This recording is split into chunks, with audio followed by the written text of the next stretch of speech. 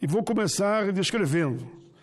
Quero fazer aqui um apelo aos nobres colegas para a derrubada do veto presidencial em relação ao projeto 10.159 de 2018, que dispensa de reavaliação pericial a pessoa com HIV/AIDS, aposentada então por invalidez. Recebi documento do presidente da Articulação Nacional de Saúde e Direitos Humanos, senhor Renato da Mata, e é nesse sentido que eu faço o registro na tribuna. O HIV é considerado pelo INSS, em suas novas diretrizes para a HIV/AIDS, como uma doença crônico-degenerativa, pelo consenso de 2008 do Ministério da Saúde, ou seja, ela não regride, ela vive em constantes agravos. Quando a pessoa foi aposentada, a mesma já passou por longos anos de auxílio-doença, até que o perito concluiu que ela estava totalmente incapaz para o trabalho. A pessoa, quando começa o tratamento, a mesma deixa de transmitir o vírus e adquire uma melhor qualidade de vida.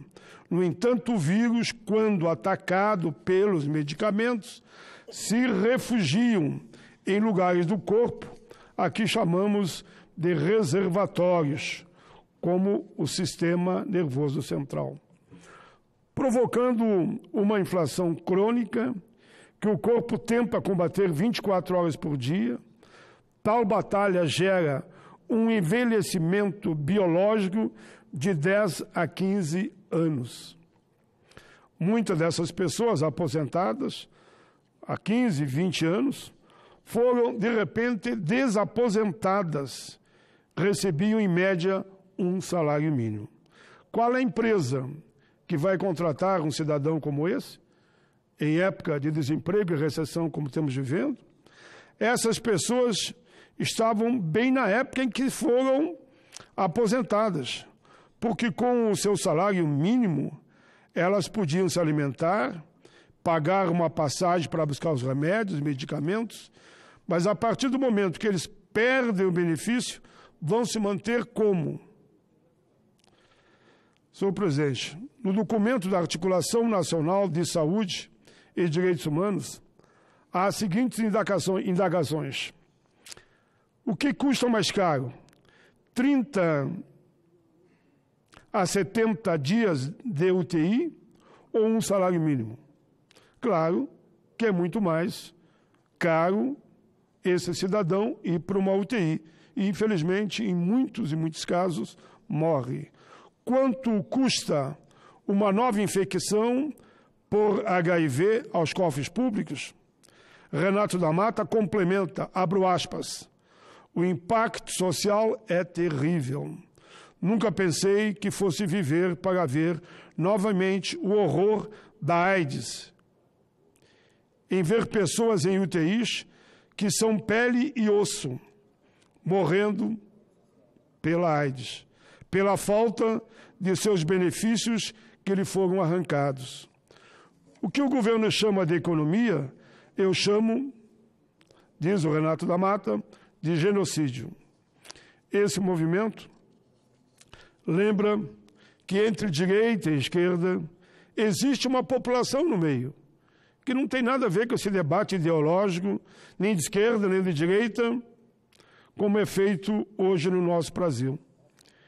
Ela só quer viver em paz, é ter seus direitos adquiridos, garantidos e, principalmente, ter direito a uma vida digna. Portanto, faço um apelo para que o Congresso Nacional derrube o veto presidencial, PL 10.159 de 2018, e faço um apelo ao presidente do Congresso que bote essa matéria em pauta para a apreciação dos congressistas. Ainda no tema da AIDS, o Movimento Nacional de Luta contra a AIDS, formado por redes, coletivos, organizações e ativistas, repudia o decreto número 9.795, de maio de 2019, porque ele modifica a estrutura do Ministério da Saúde. Por meio desse decreto, o Departamento IST, AIDS e Hepatite Virais passa a se chamar Departamento de Doenças de Condições Crônicas e Infecções Sexualmente Transmissíveis. Não se trata aqui apenas de uma questão de nomenclatura. É o fim do Programa Brasileiro de Combate à AIDS. Infelizmente, na prática, a extinção, extingue de maneira inaceitável um dos programas de AIDS mais importantes do mundo, que foi durante décadas e décadas referência internacional na luta contra a AIDS. Se não me engano, foi na época do ministro José Serra, que hoje é senador. Ele foi quem trabalhou para elaborar esse projeto, que é referência mundial. Mais do que um programa, esse decreto acaba com uma experiência democrática de governança de uma epidemia baseada na participação social e na intersetorialidade. Prova disso é que há pouco mais de um mês, nas reuniões da Comissão Nacional de IST, HIV, AIDS e Hepatite Virais e da Comissão Nacional de Articulação com Movimentos Sociais, absolutamente nada se falou sobre esse decreto. E nenhum esclarecimento foi prestado sobre suas potenciais consequências. O Programa Brasileiro de Resposta à AIDS foi durante décadas, repito, referência internacional na luta contra a AIDS. A relação única de combate e colaboração com uma sociedade pujante, sociedade civil essa, a decisão corajosa de oferecer tratamento antirretroviral universal e gratuito foi um avanço. A ousadia nas campanhas de prevenção fizeram a resposta brasileira ao HIV destaque em inúmeros fóruns internacionais e inspiraram outros países em desenvolvimento.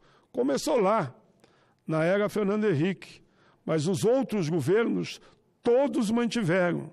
Por isso, eu faço um apelo para que seja mantido. E aí, o governo teria que colaborar para que esse veto fosse, mediante um amplo acordo, derrubado. O marco simbólico de ter uma estrutura de governo voltada para o enfrentamento da AIDS é indicativo de fundamental importância no combate à epidemia.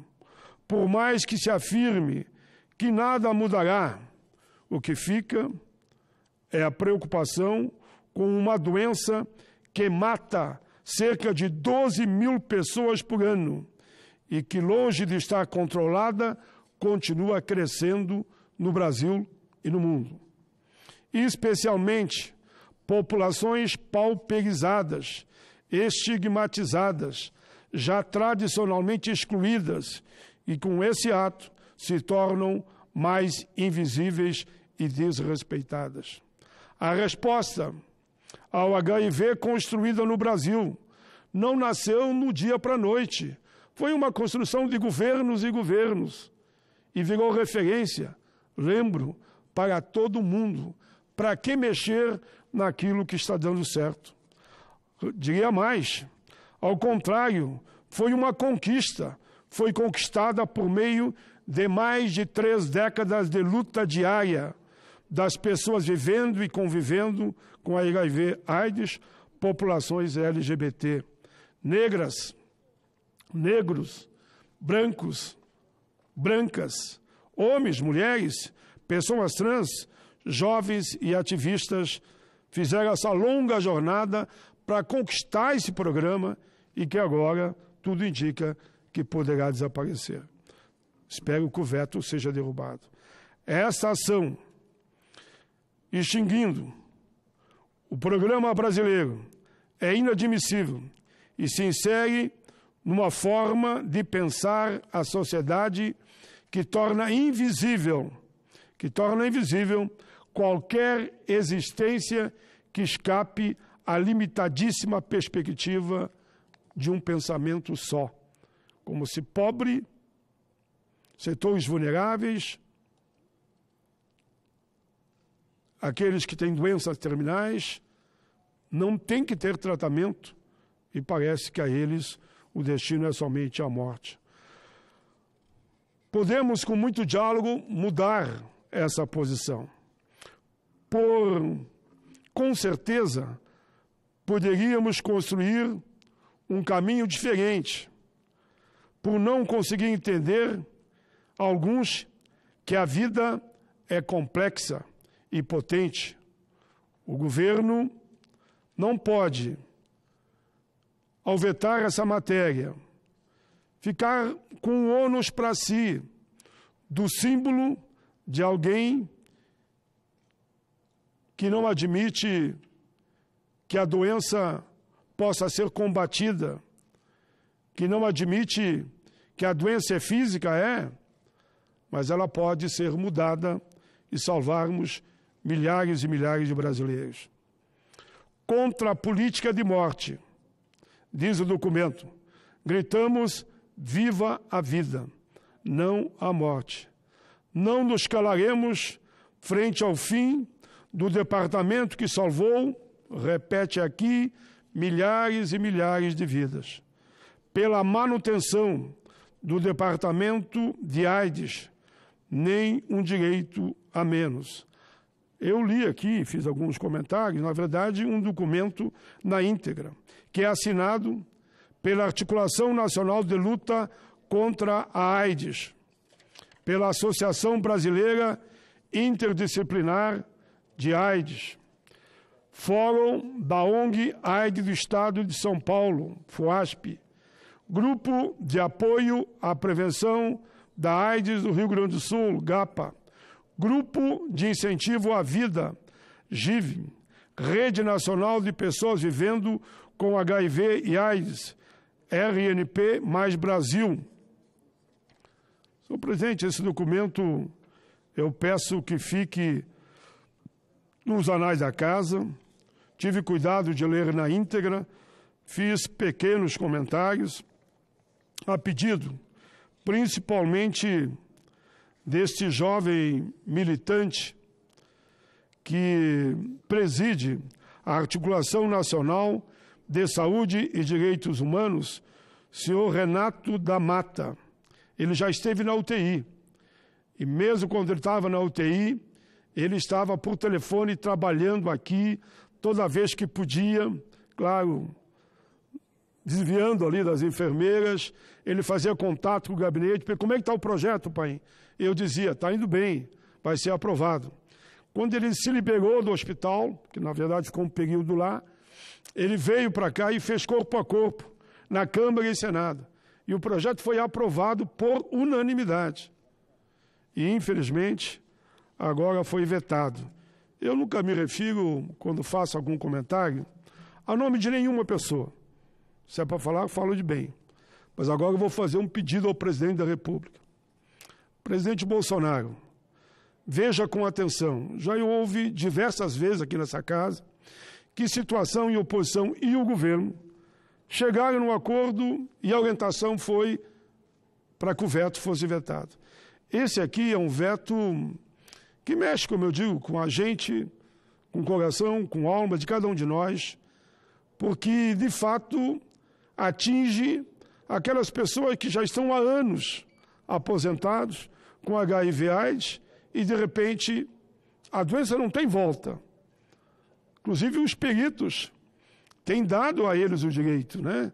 Então, para que fazer eles passar por todo esse calvário de ficar na mão de um perito, de outro perito, e não estou aqui fazendo crítica aos peritos, porque deram para eles o direito? A gente somente dissesse, aquele que está comprovado, aposentado por invalidez, com HIV, AIDS, ele não tem. Porque essa doença, como diz o documento, ela não regride. Ela pode estagnar e depois volta. Então esse é o apelo que eu faço ao presidente da República, que a gente faça um grande entendimento, Congresso e Executivo, e que esse veto seja apreciado e seja rejeitado. Era isso.